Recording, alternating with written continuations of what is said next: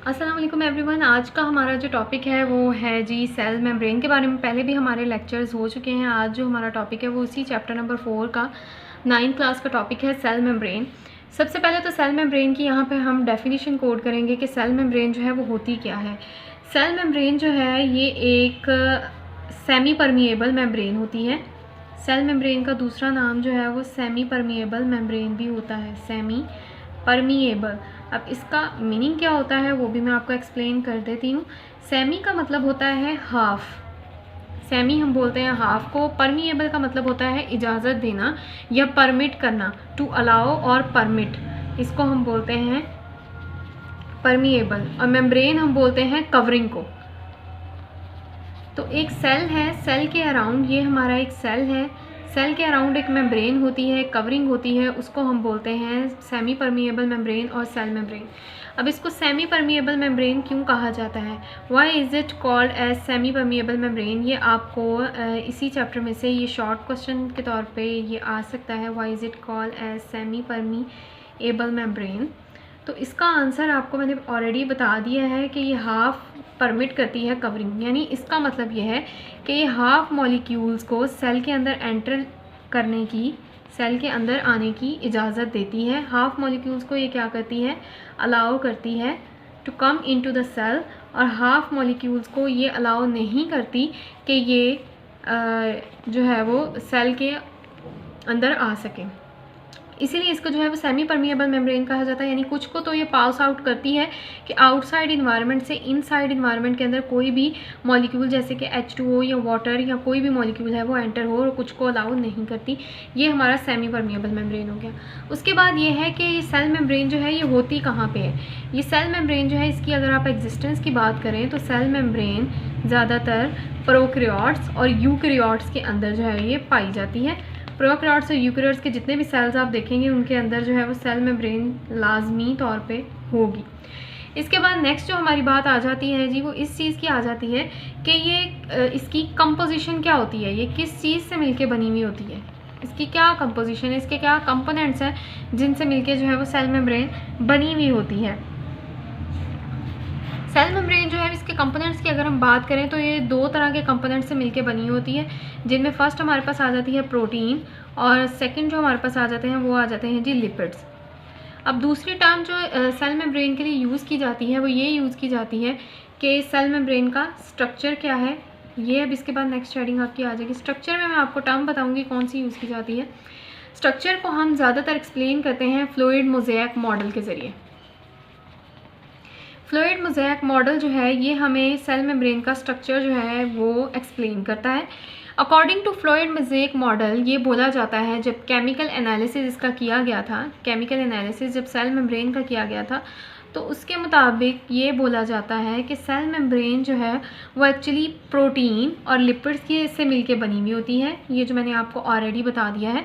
और जब हम इसके केमिकल एनालिसिस ये बताता है, लेकिन जब हम इसको माइक्रोस्कोप के ज़रिए, इलेक्ट्रॉनिक माइक्रोस्कोप के ज़रिए जब हम इसको देखते हैं तो इससे हमें ये पता चलता है कि सेल जो है वो फ्लूइड मोज़ेक मॉडल टाइप इसने अपना स्ट्रक्चर रखा हुआ होता है। जैसे एक फ्लूइड मोज़ेक होता है उस तरह का इसका स्ट्रक्चर होता है। अब इसको फ्लूइड मोज़ेक क्यों कहा जाता है, इसके मॉडल के मुताबिक उन्होंने बोला कि इसमें लिपिड की बाय लेयर होती है, लिपिड की एक बाय लेयर होती है और इसके अंदर प्रोटीन्स भी होते हैं।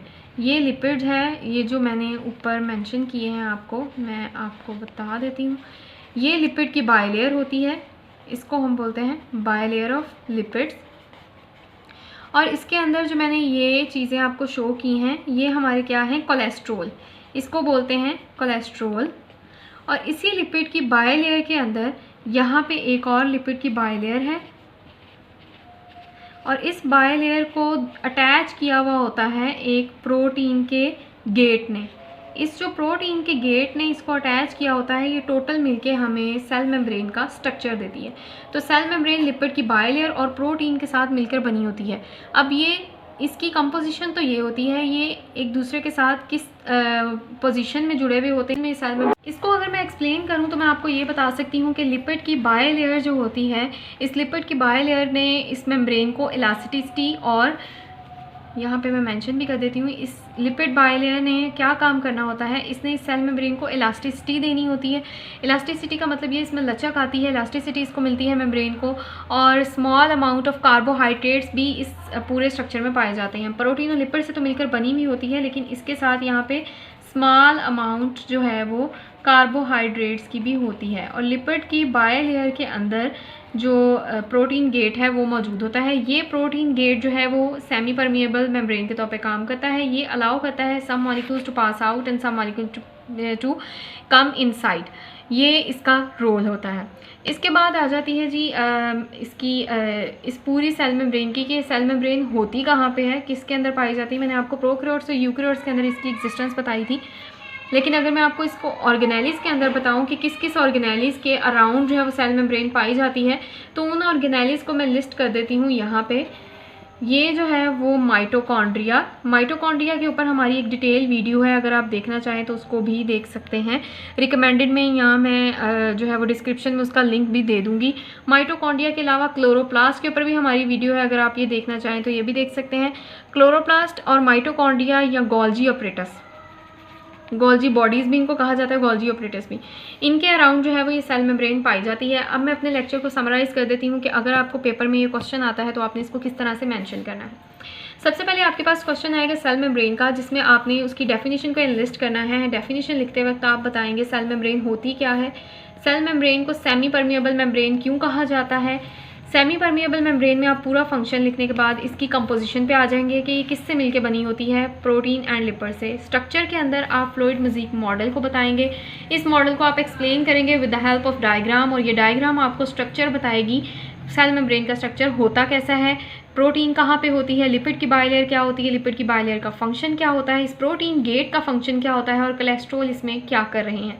इसके अलावा आपने ये बताना है कि इसकी एग्जिस्टेंस कहाँ पे होती है, ये सेल मेम्ब्रेन पाई कहाँ जाती है, और दूसरी ये कि सेल मेम्ब्रेन अगर प्रोकैरियोट्स और यूकैरियोट्स में होती है तो प्रोकैरियोट्स और यूकैरियोट्स की कौन सी ऑर्गेनेलिज हैं जिनमें सेल मेम्ब्रेन पाई जाती है। उनके नाम mitochondria, chloroplast and Golgi bodies हैं। इनके ऊपर मेरी डिटेल वीडियो ऑलरेडी बन चुकी है। अगर आप इन टॉपिक के बारे में भी जानना चाहें तो मैं डिस्क्रिप्शन में लिंक भी डाल दूँगी, और आप मेरी दूसरी वीडियोज़ भी देख सकते हैं। अगर तो ये वीडियो अच्छी लगी हो तो चैनल को शेयर कीजिए, लाइक कीजिए वीडियो को, चैनल को सब्सक्राइब कर दीजिए। अपना बहुत सारा ख्याल रखिएगा। नेक्स्ट वीडियो में आपसे दोबारा मुलाकात होगी। अल्लाह हाफ़िज़।